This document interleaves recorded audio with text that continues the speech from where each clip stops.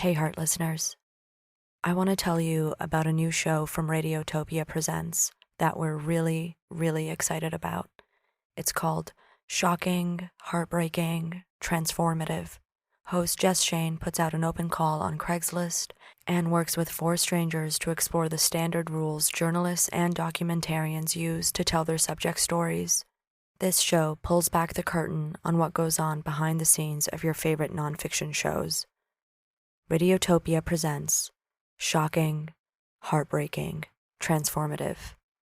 Available on your favorite podcast platform. From Mermaid Palace and Radiotopia, welcome to the Heart. I'm Caitlin Prest. For the last couple months, I've been sharing with you a series called The Shadows. It's a radio play that I made with CBC Podcasts in 2018. A radio play. Radio plays. Audio fiction. Radio drama. Before the podcast era, if you were alive then, radio drama was sort of, schmaltzy. My name's Diamond, and I'm in business for a very simple reason. I like money. Oh, sure, I could do A lot of people would talk about how they just don't really listen to fiction. And when The Shadows came out, everyone was really excited. And the reason why everyone was really excited and why it was such a hit is because people kept saying it sounded so real. It didn't sound like actors acting. It sounded like people living. And if you've been listening for the past 4 episodes and getting these little windows into the relationships and the people and the situations that yielded this work of art, you might kind of know how I made it sound so real. It's because most of it is real. The relationship between Charlie and Caitlin is based on a real relationship that I had. The relationship between Caitlin and Devin is based on a real relationship that I had. Even Caitlin's chosen art form, puppetry, has an element of truth to it. I almost became a puppeteer. I was about to start a documentary puppetry collective. And then I met somebody at a party who asked me if I wanted to go to CKUT and help him out with his radio show. And I said yes. I forgot about puppetry and my life got taken by the next great love of my life.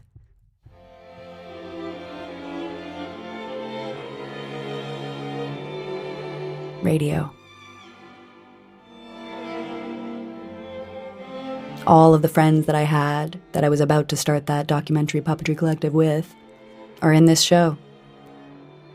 There was only one person performing in the project that I had never met before the moment that we were doing the audition.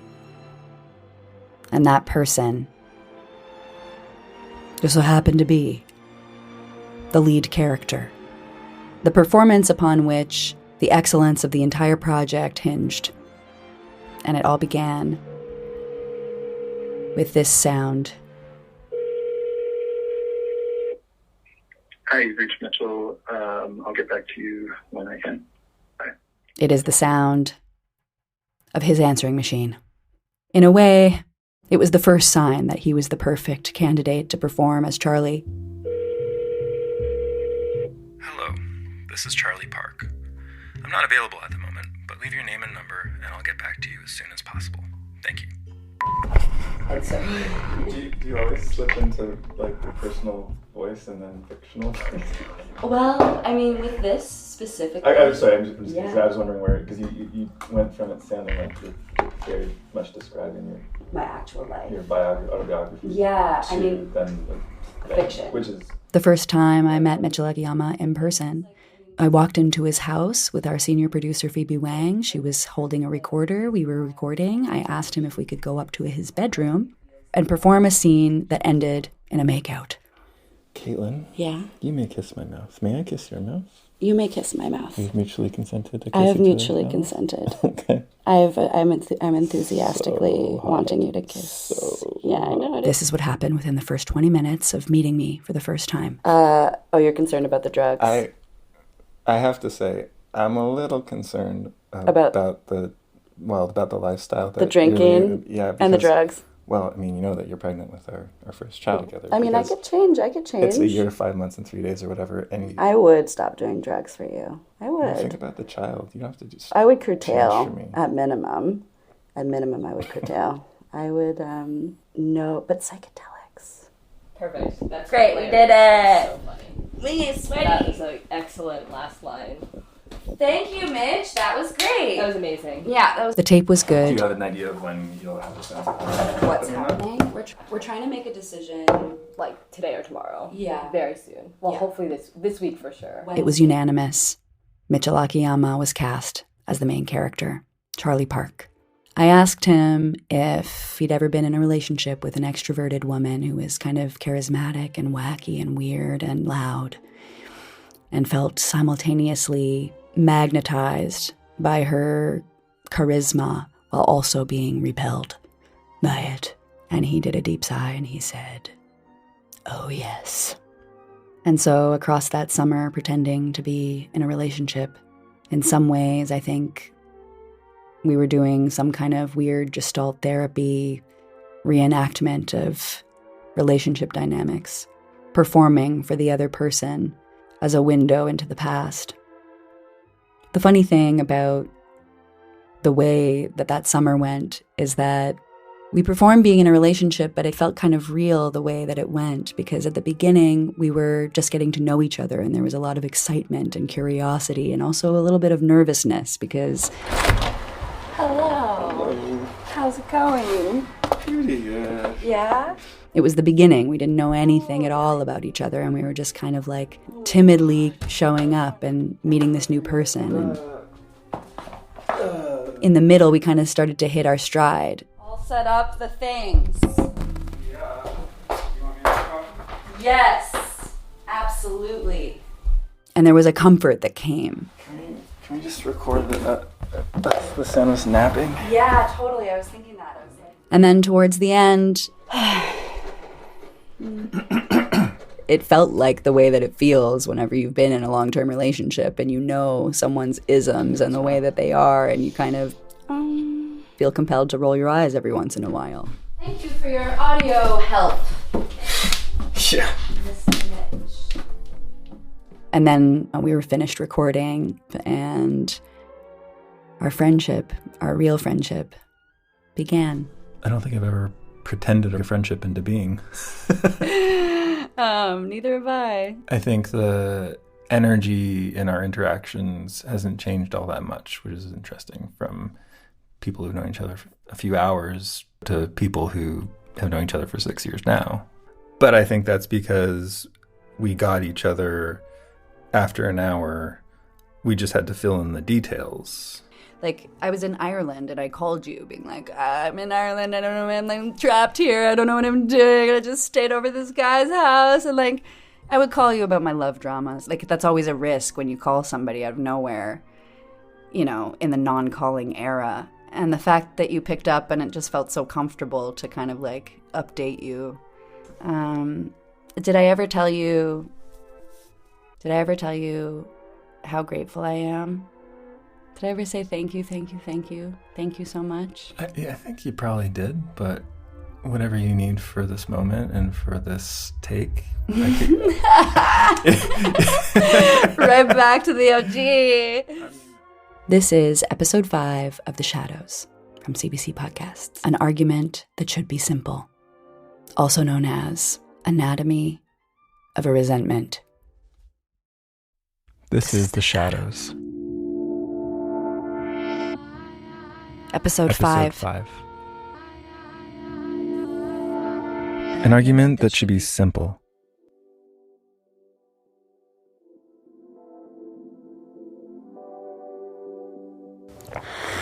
I'm falling asleep now. I get to fall asleep beside Charlie every single night and wake up beside him.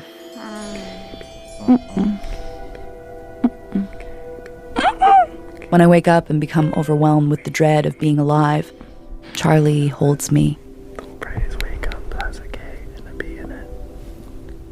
Until it goes away and I can find the will within me to face the world. Okay. Good morning, Charlie. Charlie's dread manifests in different times of the day. It's never ever too late. Okay. Don't worry. He keeps it in, but I can tell he's feeling it when he gets really obsessed with fixing something that doesn't need to be fixed. He's the kind of person who likes to distract himself with a purpose. And I do my best to remind him that he's good and he's talented and that there's another great work of art within him, a better one than the last one. Henson is not the only game in town, even though everyone says it's the only game in town. It's not. We'll make a new game in town. We love talking about the work that we make and see and pretending like we're the most important puppeteers on the face of the earth and that we know something that everybody else doesn't. If he gets an animation contract and we have to make 27 paper dolls, we cut them out together. So here's what we're going to do. I'm going to set a timer for 2 hours. If I have a performance in a huge theater and I don't know the first thing about how a professional lighting board works, he downloads the latest lighting board manual from the internet and reads it cover to cover. We're twice as smart as we were as individuals.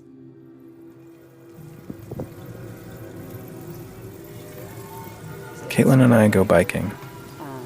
I'm exercising again. It allowed us to skip. We meditate together. Suddenly you felt We take hallucinogenic drugs together. I am your father. I like taking care of her, you know? Fixing her bike, fixing her computer, troubleshooting her technical issues, showing up at all of her performances, seeing her career take off, seeing her at puppetry conferences and saying the same things over and over again, seeing her at parties and saying the same things over and over again. I don't mind. I kind of like it. The joy of making a sacrifice for the one you love. Do you want to go to Janice's party tonight? No. Okay, let's stay in. The joy is the feeling of putting someone else's needs before your own. Are we hanging out tonight? What are we doing? I was kind of thinking I'd just stay in and, you know, be with my mind. Be in my alone place for a little bit. Yeah, okay. Why don't you just come over? Okay, that's what I want. Okay. Is it okay? Yeah. The act of depriving oneself for the benefit of someone else. Depriving oneself for a greater cause. Love. It's been 2 years since the Devon debacle. Charlie and I now speak in our own language. Hey, Caitlin, you're not wearing a bra. He calls my bra a bra. Bra. I like that, bra. My best friend Sharon says to me, everyone's actually a weirdo if you get close enough. Weirdness is one of those things that everyone thinks like you use it to feel special about yourself or unique, but even the most normal seeming people inside, they're weird. They're as weird as you are. They're just not obsessed with their own weirdness in the same way. I've created 1,000 nicknames for him. Charlinda. Charlinda. Cha-cha. Prince Charles, how is your... Hey, Chazzy Star. Mr. Park. Hey, Charlie P. Hey, Chaz, what's up? Chuck Poo. No. You don't like it? No. Things I've learned about Charlie. He doesn't like being kissed on the neck. She uses dice to help her make decisions. He doesn't like it when the bathroom light is on because it makes a humming sound and it wastes energy. Her favorite thing is when you make a gift or leave a letter in a place she isn't expecting, or if you leave it somewhere overnight for her to find in the morning. He always sits down to tie his shoes. She likes drinking coffee as soon as she wakes He up. doesn't really like being told he's beautiful because he gets told that a lot. She doesn't like being told her ass is amazing because she gets told that a lot. He loves it when I don't wear a bra. She likes being fingered over top of her underwear. I'm now in my first official long-term monogamous relationship. I hope with all of my soul that it can survive the trauma it incurred in its early development. I have to believe that all loves incur trauma, and all loves can bounce back, just like babies. All of us who had fucked up things happen to us in our youth. We grow up and spend our lives figuring out how to handle the ways we're fucked up. maybe that's how it will be with this love. The first gifts we give each other, I gave her a bike helmet. That I never use. I give him a tape of a recording of me reading a diary entry I wrote with a long list of all the things that I love about That him. I never listened to. Hey, Charlie, Josephine and her friends are having a few people up to the cottage this weekend. You want to go? So, my birthday's coming up. It's this May 2-4 weekend. You know, the one where everybody goes camping and drinks a ton of beer and acts ridiculous. That sounds fun, I think, but I wanted to spend it alone with KP, but she wanted to go camping with her weird friends. Is this you saying no, that you're not going to come? That you don't And that means mushrooms. You should go if you want. And running around the forest naked and all kinds of other shit that I would rather not do. It's not the same if I go by myself. I want you to come with me.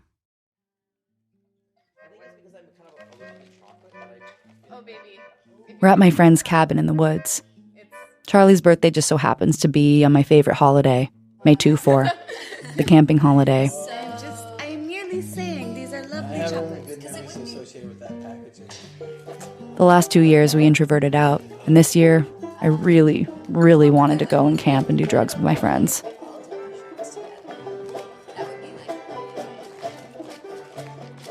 These are my favorite people in the world, artists who are completely uninhibited.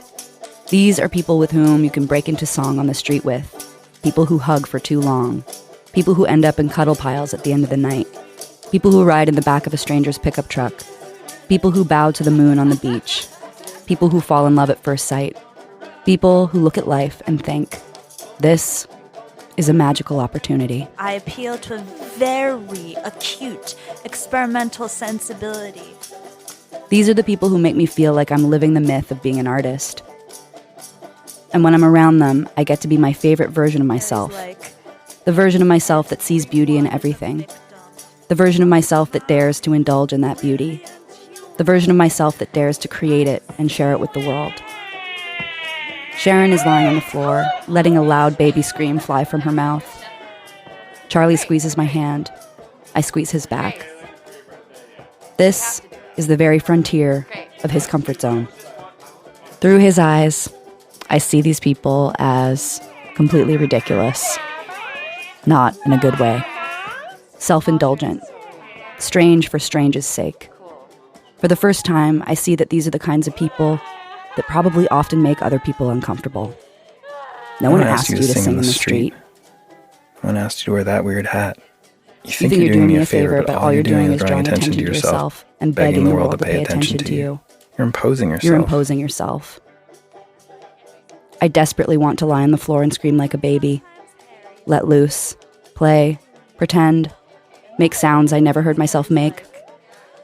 Everyone is But I know that it would make Charlie feel abandoned.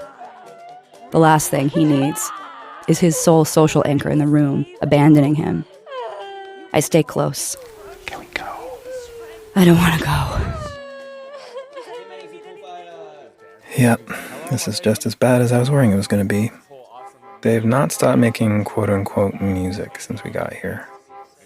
Caitlin squeezes my hand. I guess there's a way in which it's actually really lovely to see them bringing this out in her. This thing that makes her so joyous and luminous and beautiful. No, I'm good, thanks. I know she thinks she's doing a good job of hiding her disappointment, that I don't want to be unborn or reborn, birthed. I don't know. I just don't work like that. I mean, the only time I feel truly uninhibited is when I'm by myself, turning my head inside out for myself. I just can't do it.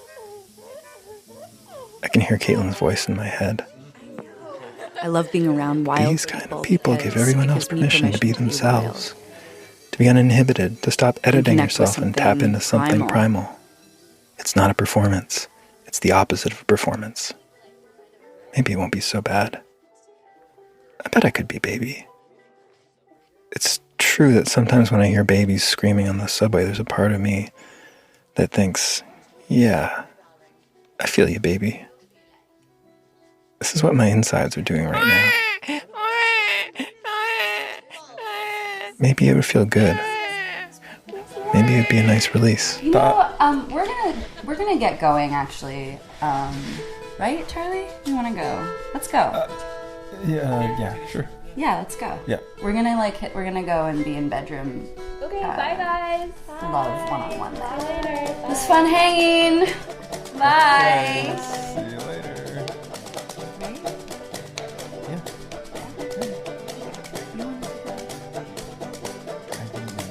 I feel like a total asshole. Cool. Can you sing to me? Yeah, sure. I don't really have a... Make something up. Make something up. Yeah. Caitlin, go to sleep like you've been anesthetized. My mission at first was to help Charlie become the version of himself that he is with me out in the world. But over time, as I kept failing at that mission because it's not mine to complete, I started to become addicted to the fact that he was only able to be this way with me. It made him captive to me. And I loved that he was my captive. As I say these words, I'm filled with disgust. And you're sound asleep. Oh, let's call it sleep, 'cause it's not really sleep, it's unconsciousness.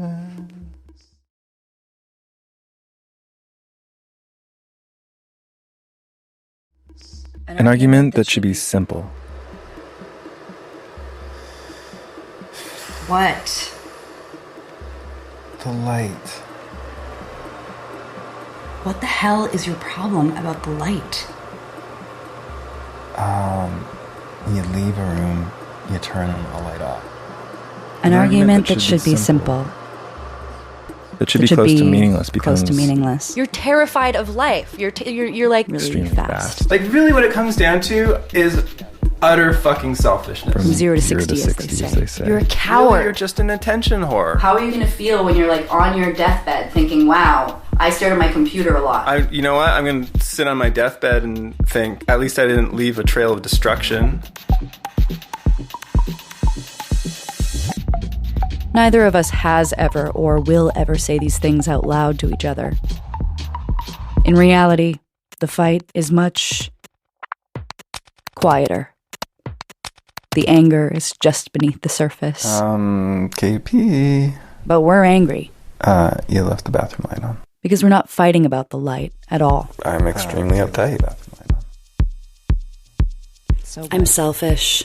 I'm uptight about this, and it's, I guess, just about everything, and it sucks, and I know that it holds me back, and it holds you back. You're going to be picking up my shit and taking care of me while I do my work and you miss deadlines for the rest of your fucking life. Why does it bother you so much? I don't understand. Because it's wasteful, and because... I do other things. Why can't you just be the light turner offer?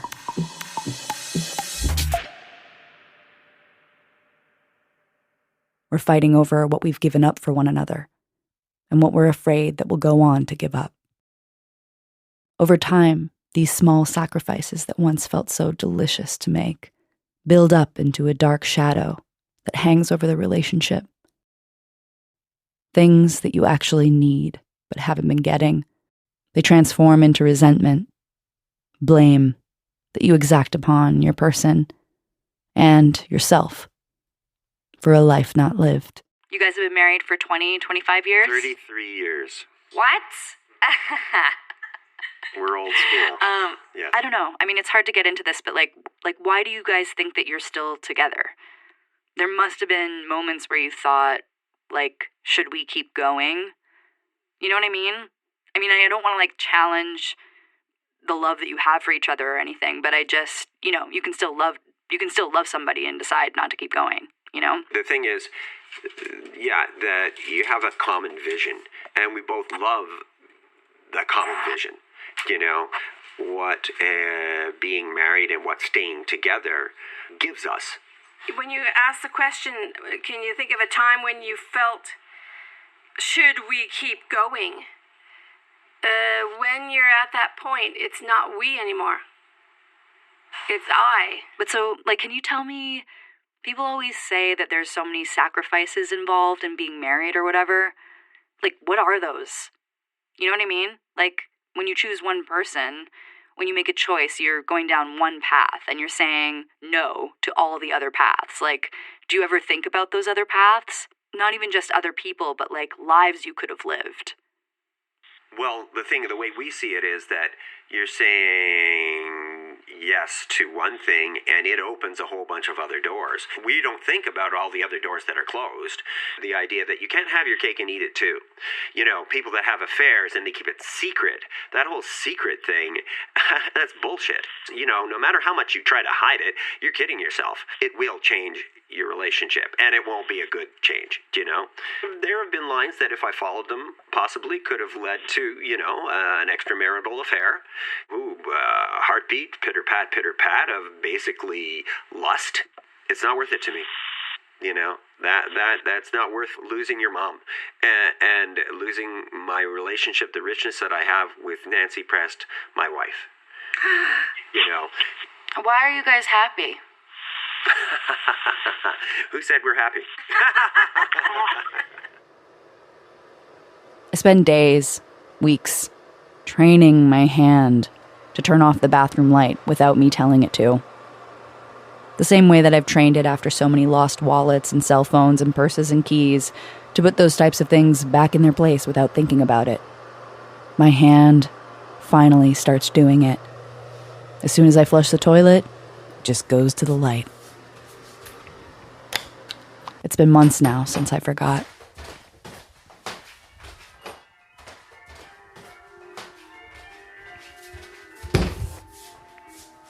Hi.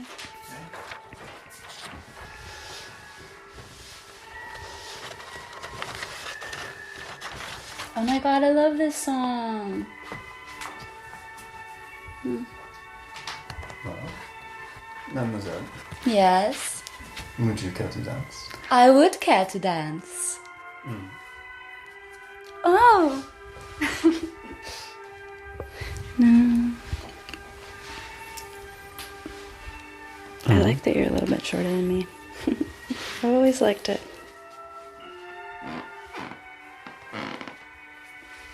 No, we're a puppetry power couple. Does that even exist? It does now.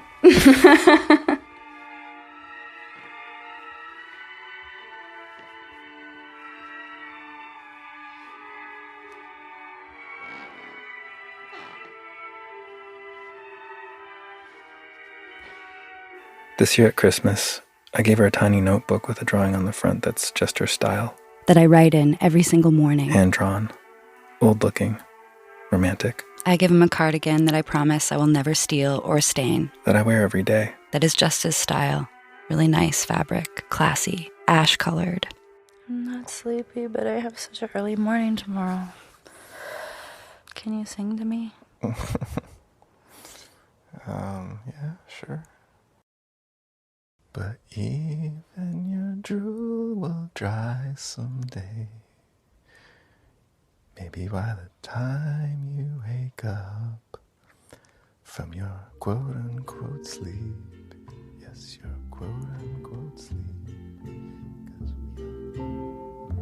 This was episode 5 of The Shadows from CBC Podcasts. It was written, directed, produced, and performed by me, Caitlin Prest. Yasmine Maturin was our associate producer, and she did extra special work on this episode. I handed her a bunch of the scene tape and an outline of the script, and it was the first moment that I knew that she was, you know, an incredible artist. What she did, she took all the things and she kind of cut them together, and it created the shape of what this episode is today. Me and Yaz hang out every once in a while here in Toronto, and we talk about documentary ethics, et cetera, et cetera, et cetera. She made a documentary called One of Ours. It's on Amazon. You should rent it. She was talking at the time about how she wanted to make a film, and she did. Phoebe Wang was our senior producer. Sharon Mashihi was our editor. Olivia Pasquarelli was our digital producer. Mitchell Akiyama performed as Charlie. You heard cameos in this episode from Monique Laborde, Greg, Nancy, and Natalie Prest, and a bunch of my friends who were actually high on mushrooms. during the period of recording. I won't mention their names, but thank you guys for letting me record everything that we do. The person who cut these credits together and the intro that you heard at the beginning of this episode and the last one and the one that comes after this is named Yasmin Mansouri. Yasmin is an artist and radio maker in her own right. Not only is she an excellent credits cutter, but she has a show. It's called That Intimate Feeling. You should definitely check it out. It is very, very magical. I highly recommend it. I listened to it before she started supporting us on The Heart, and I loved it. One more thing. I have to thank from the bottom, deep down depths of my melancholic heart. Those of you, I'm kind of scared to bring it up because I'm like, am I going to remind you? And you're like, oh shit, I meant to unsubscribe. Like, sometimes that happens, but please don't. Thank you so much to the people who donate to Mermaid Palace and The Heart. Those of you who donate monthly, it just means so much. Honestly, it means so much. So I'm going to say the names. These are special names. Elena, Jennifer, Andreas, Catherine, Ryland, Stephanie, Mary Mode, and Maya. If you would like for me to say your name in that loving way, then go to mermaidpalace.org and become a monthly donator. Please follow me at Caitlin Prest on Instagram. You can sign up for the Heart newsletter if you want to get a letter where I tell you every single thing that I'm hoping to do in the next year, in the next 5 years, in the next 10 years, for the rest of my life. I think that's it. That's all I have for you. That is all I have for you today. Look out for the next episode. Please donate.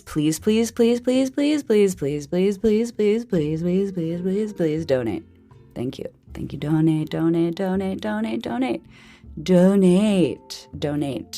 Donate, please.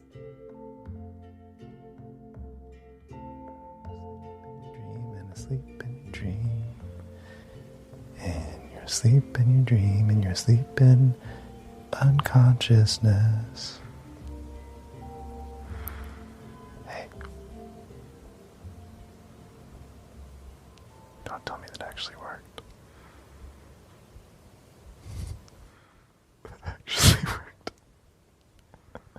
No, it didn't. I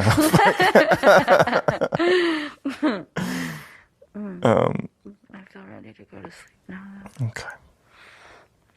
Are you sleepy? That did not put me It didn't put you to sleep. No, that actually took a lot of effort. Oh, well, you did a good job. Thank you. I liked it. It's one of your best, actually. You wake me up in the morning? Yeah, well, I have to get up at 7. I know, you didn't set an alarm? It's on, but I'm worried it's not gonna work. Oh, okay. Should I set an alarm too? Yeah.